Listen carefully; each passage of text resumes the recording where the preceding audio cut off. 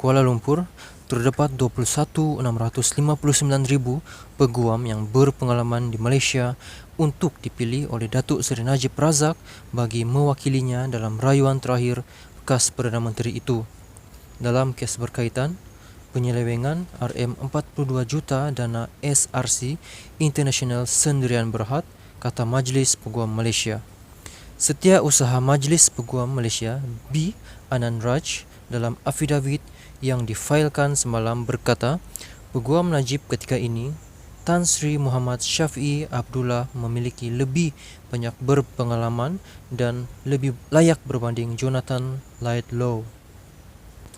Katanya, Majlis Peguam Malaysia membantah permohonan Laidlaw, peguam diraja dari United Kingdom, untuk mewakili Najib dalam rayuannya. Anand berkata, Muhammad Syafiee sendiri memiliki pengetahuan dan berpengalaman luas kerana dia pernah berhujah dalam banyak kes membabitkan peruntukan undang-undang jenayah dan pertuduhan yang berkaitan dengan rayuan ahli parlimen pekan itu. Berdasarkan kenyataan, Muhammad Syafiee serta pasukan pembelaan telah terlibat dengan kes itu dan sudah biasa dengan pertuduhan serta peruntukan berkanun yang terlibat sejak dari permulaan.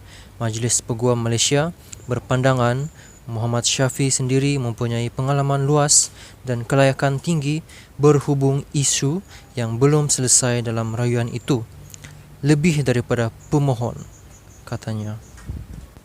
Anand berkata, hanya pada tahun-tahun awal selepas Malaysia mencapai kemerdekaan daripada UK pada 1957, apabila terdapat bilangan peguam tempatan terhad yang memerlukan bantuan daripada QC dan pakar asing.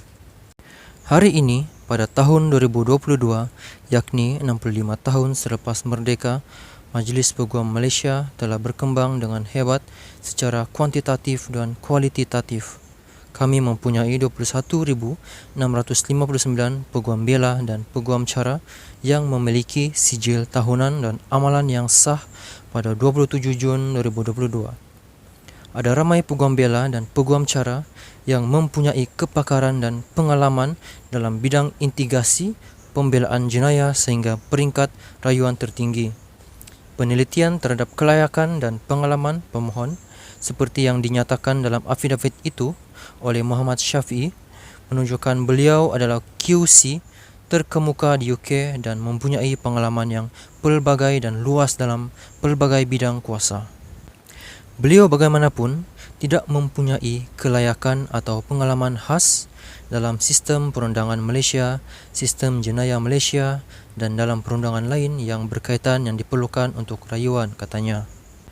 Anand berkata, perkara inilah yang sebenarnya terdapat dalam kalangan peguam bela dan peguam cara, peguam jenayah terkemuka di Malaysia. Beliau seterusnya menambah, Laidlaw tidak menunjukkan beliau biasa dengan statut, amalan dan prosedur tempatan Malaysia yang sedang berkembang, serta sistem perundangannya 65 tahun selepas merdeka.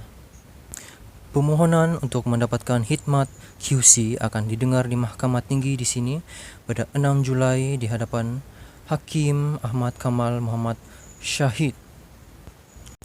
Pada 25 Januari, firma guaman Tetuan Syafiee dan CO menyerahkan surat kepada Sekretariat Ketua Hakim Negara Tun Tengku Maimun Tuan Mat mengenai hasrat Najib untuk melantik QC bagi membantu beliau dalam isu rumit dan persoalan undang-undang dalam rayuan kes SRC di Mahkamah Persekutuan. Mahkamah Persekutuan menetapkan 10 hari pada Ogos ini untuk mendengar rayuan Najib terhadap sabitan dan hukuman penjara atas kesalahan penyelewengan dana syarikat itu. Pada 8 Disember 2021, Mahkamah Rayuan mengekalkan sabitan dan hukuman penjara 12 tahun serta denda RM210 juta yang dikenakan terhadap Najib kerana menyalahguna RM42 juta dana SRC. Hakim Abdul Karim Abdul Jalil yang bersidang bersama Datuk Haszana Mehat dan Datuk Wazir Alamuddin Mera sebulat suara menolak rayuan Najib terhadap keputusan Mahkamah Tinggi pada 28 Julai 2020.